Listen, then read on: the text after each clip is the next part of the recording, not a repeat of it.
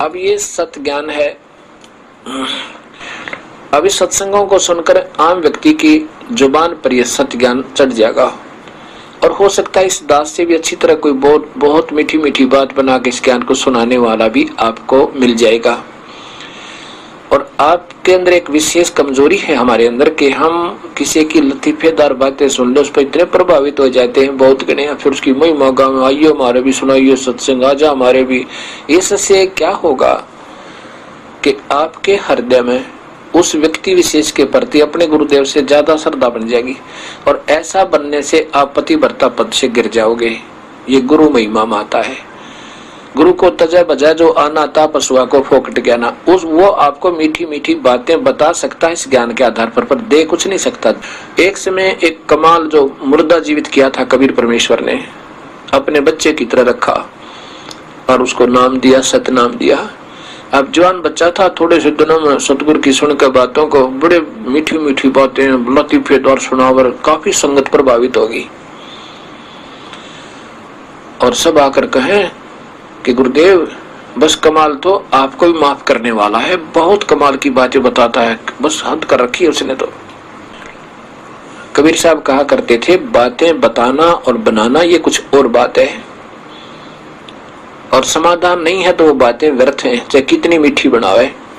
और ये कह देना कि आपके तुल्य है या आपसे भी बढ़ गया है तो भी आप पतिव्रता पद से गिर गए, आपकी भावना गुरु से अटकी, आप नामहीन हो गए, आपका नाम समाप्त हुआ।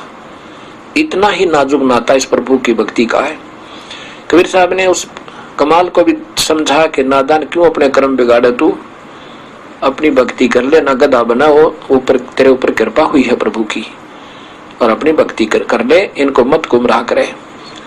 अब इन 2-4 बार सतगुरु ने उसको टोक दिया तो कमाल नाराज हो गया और जाकर के ना काफी दूर की तो और जाकर के कहीं पर अपना आश्रम बना लिया। क्यों, वो चेले चपटे जो गुरुदेव के थे वो उसके ऊपर प्रभावित हो गए थे, उसकी मीठी मीठी बातें सुनकर कि आप वहां आश्रम बना लो, अलग से रहा करो। आश्रम बना लिया, कमाल गुरुद्रोही हो गया। तो वहां आश्रम बना लिया और ये हमारे जैसे भोले भगत मूड और कमाल था चतुर प्राणी, बातें वही बतावा लेकिन ज्ञान उसके पास नाम देने का आदेश था को नहीं। तो यहाँ कहा कि चतुर प्राणी चोर हैं, ये मूड मुग्ध है ठोठ और संतों के नहीं काम की इनके देगल जोट। इतने सत्संग सुनकर फिर भी आन संत से भगत से प्रभावित होते हैं तो उनको कोई ज्ञान नहीं, उनका पल्ला वो तो मूड है और वो मूड उन नादान नीचों जैसे ही है, कमाल जैसे के, और उनके पीछे पड़े रहो और जाओ नरक में दोनों। अब कमाल वहां आश्रम बना कर रहने लगा, खूब मीठी मीठी बातें सुनाओ। वो जो श्रोतागण थे बहुत गुण आने लगे, आश्रम भर जावे, सत्संग सुनावे हर हफ्ते में एक दिन। अब क्या हुआ, कुछ दिनों के बाद उन श्रोता गुणों का नुकसान होने लगे क्योंकि परमात्मा ने जो सहारा दे रखा था वो वापस कर दिया, कनेक्शन डिस्कनेक्ट हुआ, बिजली आई नहीं, पावर नहीं आई तो पंखे चलने बंद हो गए, तो उनको सुविधा समाप्त हुई। कुछ दिनों में उनकी वह सब हानियां होने लगी। अब आपको कितने ही मीठी बात बताता हो कोई और एक नुकसान हो जावे, आपने उस संत की बात कती नहीं सुनावे, दोबारा नहीं जा सकते वहां पे। तो ऐसा ही पहले तो मीठी मीठी बातें अच्छी लगे थी क्योंकि अच्छा सुरीली आवाज थी, जवान लड़का था, खूब बोल बोल को सुनाओ था। थोड़े से दिनों में वहां पर 5 व्यक्ति जान लग गए। अब कमाल ने सोचा भाई की बात हुई, कोई भी नहीं आता। तो उसने क्या किया कि गुरुदेव का भंडारा करेंगे, कबीर साहब की कहते वर्षगांठ बनाएंगे, जन्मदिन, ये उसने समय निहित कर दिया और जगह जगह प्रचार कर दिया। तो सोचा गांव में बहुत कुछ कहा, तो वो निश्चित जब दिन आया सबको कहा कि सब दूध देकर जाना नगर निवासियों को और खीर बनाएंगे, भंडारा करेंगे साहिब के नाम पे।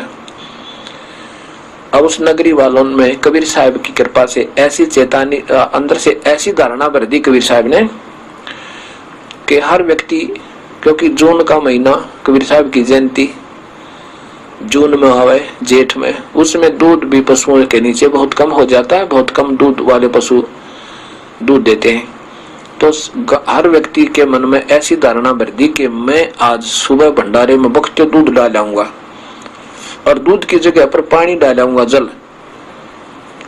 और किसने दिखा है मेरे एक गिलास पानी में, और सब तो दूध डाले ही डालेंगे, वहां मेरा एक गिलास जल होगा तो क्या पता लगेगा। अब ये सोच के सुबह उठे और लोटे में जल भरे और ढके कपड़े से ढककर, और वहां जाकर कहे सत साहेब महाराज जी, कमाल कर सत साहेब भाई, सत साहेब आ गए? कहाँ जी? दूध लाए हो? कहाँ जी? डाल दो वहां पात्र में, बाहर एक पात्र रखा था। अब जावे और पात्र पे भी कपड़ा डाला हुआ था, कपड़ा ऐसे करे और नीचे डाले पानी, चल पड़े। सभी के सभी, कोई एक आधा तो दूध लाया नहीं, सभी की ऐसी धारणा होगी लोटा लावे और सत साहेब बोले और दिखावे कि हम लाए हैं और ड्रम में डाल जावे। वो सुबह पानी का ठोक दिया, वो जल का भर गया सारा। अब कमाल बड़ा प्रसन्न हुआ, क्या तो सारा ही गांव झुक गया या तो 5-4 ही आते थे। उसने सोचा कि फिर तेरे पे गांव प्रसन्न हो गया है। अपने जो रहा करते आश्रम में चेले चपटे, उन तो बोला कि अभी बना लो, आज तो खीर और दूध खूब ठाठम ठाठ हो गए। अब उन शिष्यों ने वहां के सेवकों ने उठाकर देखा, वो पर्दा उस मटके का, उस पात्र का, उस ड्राम का जिसमें दूध डाल रहा था सारा गांव, वो तो पानी का भरा।